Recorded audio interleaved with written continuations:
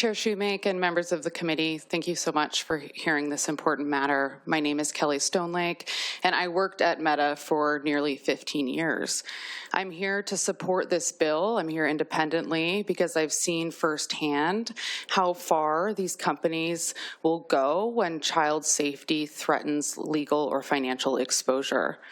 When I joined the executive team leading Horizon Worlds in 2022, it was an open secret that the product was exposing children to unknown adults, harassment, and data collection without parental consent or controls. We were directed not to document any knowledge in any way discoverable.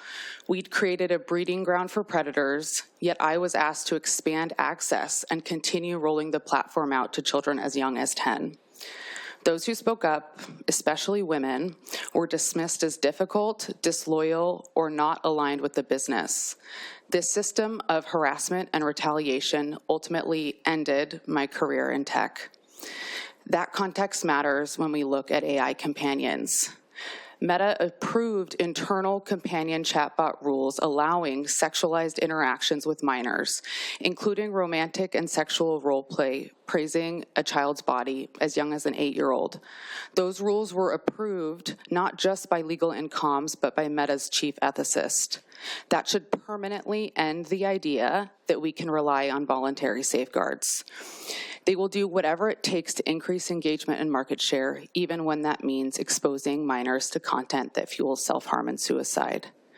This legislation prohibits sexually explicit or suggestive content for minors, bans manipulative engagement tactics, and mandates real self-harm detection and crisis response. It isn't about assuming bad intent or challenging speech. It's a reasonable and necessary response to a well-documented pattern of negligence. Because calling exploitation freedom or innovation doesn't make it so, please pass Senate Bill 5984. Thank you. Thank you. I have a quick question.